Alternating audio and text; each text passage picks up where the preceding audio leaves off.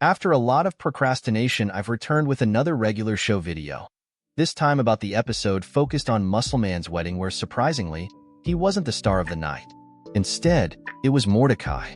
An episode that features one of the most infamous speeches ever given, and uses it to show how following your instincts can easily lead to the exact opposite result compared to what you intended to accomplish, and how bad communication can directly alter the meaning and intentions behind someone's words. This is one of, if not the most important episode for Mordecai's and CJ's growth, not only as characters, but also as a couple directly contributing to their conclusions at the end of the series. Curious? I hope so, because this took a lot of work, and I really hope you enjoy it. The episode begins with Mordecai and Rigby talking about a past event involving Mordecai, Margaret, and CJ. Rigby asks how things are going with CJ, who at the moment was Mordecai's current girlfriend, after Margaret, who was Mordecai's ex-girlfriend, confesses still having feelings for him. Mordecai's response was that they hadn't even had the chance to talk. CJ has been busy during the week, and the vibe between the two is still kind of awkward, and this is important to remember, as this, combined with many other things, leads to the snowball that the episode ends up becoming. Not long after, CJ calls and Rigby, trying to be a good friend, suggests that Mordecai answer his phone and that he shouldn't be afraid to confront his feelings, only to receive a punch in the face in return. During the call, CJ asks if Mordecai would be busy later that afternoon. However, with Muscle Man's wedding just around the corner, they don't have much free time to relax and unwind, and they end up deciding that the only time they could meet would be at the ceremony. So yes, ladies and gentlemen, CJ will be at the wedding and even seems pretty excited about it. She has no idea what's coming for her. Later on, we see how the park crew has been handling preparations for the event, and during this, Muscle Man becomes emotional and just breaks the sculpture thing that was supposed to be for the wedding. However, Skips was already a step ahead. Always 2 steps ahead. The scene cuts to inside the event hall where we see Mordecai and Rigby setting up chairs, or at least trying to, and at this moment, Margaret calls to apologize for the incident, saying that she didn't want to make things awkward. And I just want to know, what did she expected to happen? And yes, she will also be at the wedding. And not only that, but she was even one of the first to arrive, even before CJ. Hey! Hey! I really like your shoes. What would you call those? Dress shoes? You know what? This time I'm on Mordecai's side. He is dating CJ and not Margaret, but she had different plans and invites him to accompany her instead. You look really nice. Haha, nah, these old rags. Are you an usher? How about ushering me to my seat? Thank God CJ arrives at that very moment, allowing Mordecai to finally dismiss her, and after a long time, he finally has the chance to resolve things with CJ, and the first interactions between the two even seem to lead into a let's get back together direction. But we know that if this video exists, it's because things didn't quite go that way. Vincent interrupts our little couple moment, asking for Mordecai and Rigby's help to find the letter that Muscle Man's father wrote to him. He believes that there is no way his father would leave him without a keepsake for the most special day of his life. High Five Ghost calms Muscle Man and tells them not to return without the damn letter. And it is in this trailer that we have the 3 most important minutes of the entire episode, maybe even of Mordecai's entire relationship. Who knows, if Rigby hadn't said what he chose to say, things might have unraveled differently, but we'll get to that soon. While Mordecai and Rigby were searching for the letter, Rigby notices that Mordecai is visibly troubled by something and asks if that something is related to CJ. Mordecai gets angry at this and asks what the hell Rigby knows about relationships, assuming that since his friend is single, he has no right to have an opinion on his relationship, a claim that borders on being a fallacious argument. Just because someone isn't or has never been in a particular situation doesn't mean they don't have the right to comment or argue about it. Men can have their views based on logic or beliefs about abortion, even though it's something they can never personally experience. The same can be applied to women and something like circumcision, and also, in Rigby's case, single people in relationships, at least those of their friends. The most important thing is what is being said, not who is saying it. However, in this case, it's different because Rigby is secretly dating Eileen. a relationship that is very important for both his personal development and his growth as a character. And it would be amazing if there was a fabulous and hard-working YouTube channel who made a video covering the most important aspects and moments of their relationship, and the video could be accessed by a simple tap on the top right corner of your screen. And since we already here, I may as well ask you to like the video and subscribe. If you got here and are genuinely enjoying the video, please don't mind taking less than a second to support the content. I know it's not your problem, but I've been absent for quite a long time. So more than ever, your feedback is appreciated. The comments are open for you to express your opinion or talk about what you'd like to see more of on the channel. Whether it's criticism or suggestions, everything is welcome here. I really appreciate your time and presence here with me, and let's go back. Mordecai is left speechless after receiving this information, but says that he's happy for his friend. Rigby, being the good guy that he is, gives Mordecai a piece of advice that is, at the very least, controversial. He says that with Eileen, he has been very happy over the past few months and would like his friend to experience that same happiness. And it is exactly here that things in this episode take an unexpected turn to the worst.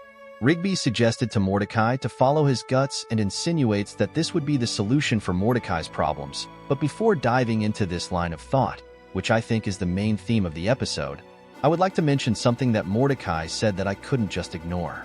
He says that relationships are always complicated. And just like Rigby, I completely disagree with that.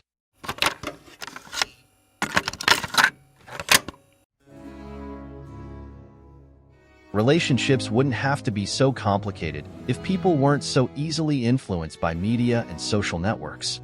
This tendency to complicate relationships comes directly from the belief that for a relation to be real, there need to be many low points. If you're with someone and things just work, it seems like something is missing from that person. It's as if there were a light inside you that needed to be turned on. But this person just couldn't do that. Have you ever given a thought to why we like people who don't give us as much attention? There are many reasons for this, and some of them stem from examples of relationships we've had growing up. We had a life with romantic examples from movies where the protagonists basically have to go through hell and back in order to achieve a happy ending, and that image stays in our heads. We end up with this expectation that we need to face challenges or put our relationship to the test in order to be worthy of love and seek the same happy ending we praise so much. Relationships are as simple as a game of rock, paper, scissors. As long as things are working, keep going. And if not, just leave it behind and continue with your life. You don't have to cling to a toxic relationship hoping for a happy ending, just as you don't need to create obstacles between you and your partner to put your love to the test. Enjoy the moments you have with someone who genuinely cares about you while not seeking validation from random people. And this connects directly to another important point. We as humans basically reflect in our future the images and lessons we learned in the past. When we are children, our parents flood us with lots of attention, but once we reach a certain age, they simply stop caring about our existence. And at the end of the day, who can we blame for that? It's not easy to care for a 12-year-old as if he was born 2 years ago. So they end up distancing themselves more and more, shaping our minds into believing that this is how relationships work. We are left with a void within us that is only filled when we do something that truly captures our parents' attention and we feel loved again. Now that you are old enough, they don't praise you simply for eating the vegetables on your plate. To truly deserve their love, you need to do something extraordinary.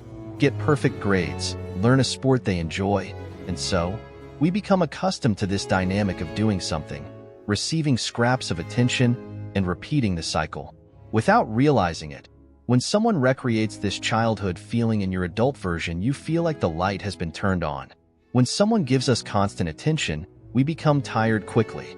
It feels like that love no longer means anything, and the person you have to fight to receive scraps of care from feels far more interesting. We can fight this tendency by building the simple habit of appreciating more the effort other people make in order to get us happy. Don't take for granted the efforts your parents make to support you. Praise and kind words are not the only ways they show love and care for you. And the same applies to your partners and friends. Try to be more grateful for every effort they put into trying to see you happy. Don't exchange eyes that truly care about you for those who only desire what you have. Returning to the discussion of instincts, Rigby presents a more existentialist or hedonist view to Mordecai. These perspectives basically defend the idea that the meaning of life is the pursuit of pleasure and that our instincts would act as the compass guiding us in this journey. This idea ends up connecting directly to the events at the end of the episode. To summarize, they find the letter from Muscle Man's father, but he was with tears in his eyes and couldn't even read more than 2 words. He then hands the letter to Mordecai, which was a big mistake, and Mordecai begins to read. The letter is a surprisingly beautiful message considering who wrote it.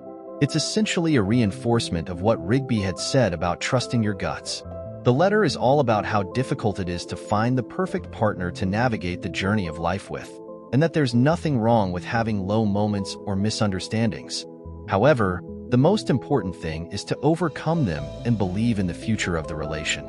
If you ever find yourself full of doubts about the future of your relationship, trust your guts. It was him who led you to that person. The same one who gives you butterflies when they smile, and the same person you want to spend the rest of your life with. The letter concludes by saying that the big belly in their family lineage isn't about fat, but knowledge, and wishes him a good journey. Now, if things had ended there, it would have been a beautiful conclusion, right? But the words from Muscle Man's father triggered something in Mordecai's mind that, honestly, would have been better left unweakened. He gave a terrible speech about how difficult it is to find the right person for himself, and well, let's just say it was better if they had dealt with these problems on their own. Muscle Dad is right. Finding the right person is hard. You know, for a while, I've been telling myself there's no such thing as soulmates. But now I'm not so sure. Look at Muscle Man and Starla. It's like they were designed for each other. So where's my soulmate? Are they in this room? It could be anyone. Maybe it's you. Maybe it's that really old lady. I don't know. Why are you talking? Oh, right. My point is, I don't know if there's one perfect person out there for me, but I know that for a long time I've been ignoring my gut. Because I didn't want to hurt anyone, but instead of saving their feelings, it's just made everyone around me miserable. For the first time, I'm gonna take Rigby's advice. CJ, I need to tell you... Mordecai, just stop. I already know what you're gonna say, so save it. You don't know who your soulmate is? Here. You didn't even point in my direction. CJ! Yes, nobody bought into his idea, and not even Rigby thought it was a good plan. You know you're messing up when even Rigby isn't on your side. Look at CJ's face as he spoke. Even Margaret was like, what is he doing?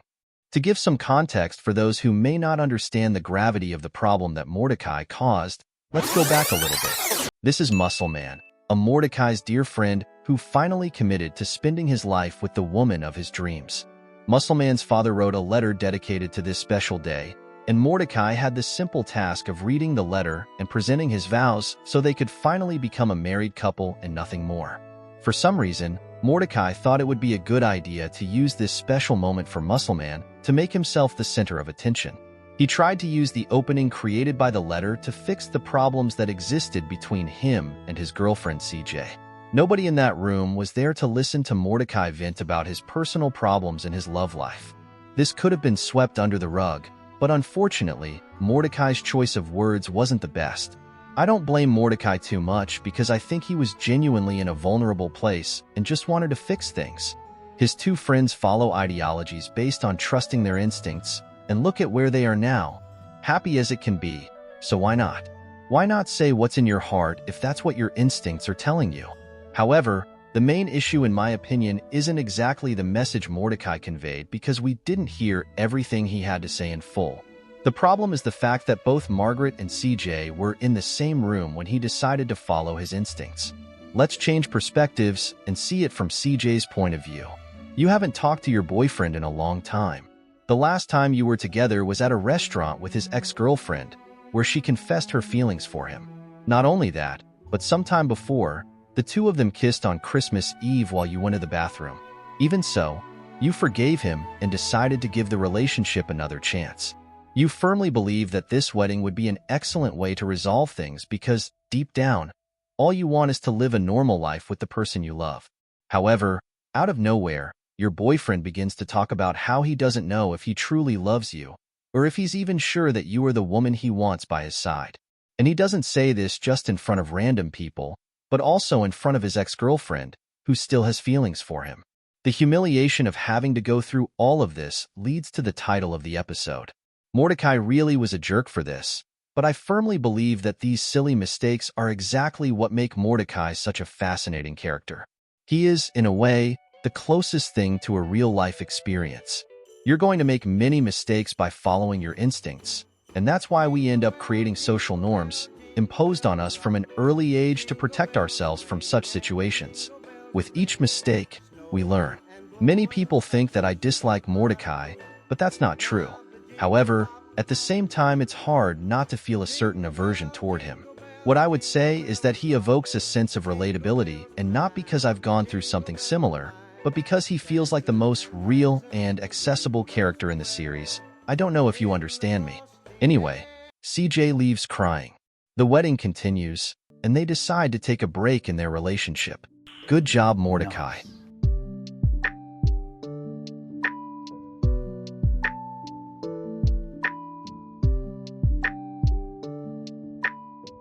The lion is back. This is the return of the tiger.